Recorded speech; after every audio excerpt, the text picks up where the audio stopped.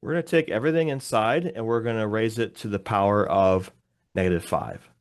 So when you raise the power to another power, you have to multiply the exponents using that power rule for exponents.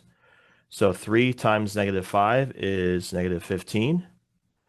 And we have y to -5.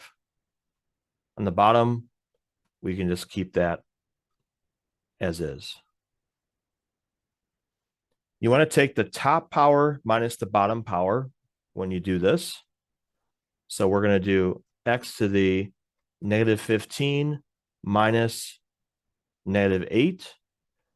And then I have y to -5 minus 2, top minus the bottom there. And I get, for this, I have x. So I have -15. That's going to be plus 8. So I get x to the -7. And this is going to be y to the -7, -5 minus 2. Last thing is we're just going to put both of these down below. That way that turns both of those positive. And that would be your answer. You just leave it there.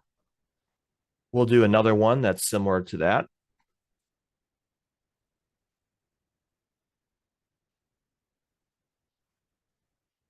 Okay, so everything inside gets raised to the power of -8. I have x to the 4 times -8 would be -32.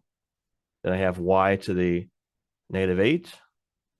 On the bottom, x to -21, and y to the 8. You're going to subtract the exponents. It's the top power minus the bottom power. So -32 minus -21.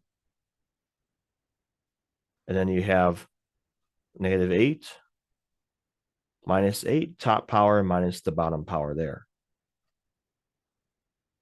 Remember that when you do this, you have minus and negative. You really are going to be adding those together. So you're going to take 21 minus 32 is essentially what you're doing there on that problem. So you're going to get, for this is the answer, x to the -11 and y to the -16. But it does say we want to write all of our exponents, make sure they're all positive, which means we're going to stick both of these down in the bottom. So we can just put x to the 11 and y to the 16. Whenever we move them across the division bar, the exponent changes sign like that. So that's why we want to do that. By putting them down below, it makes the exponents positive.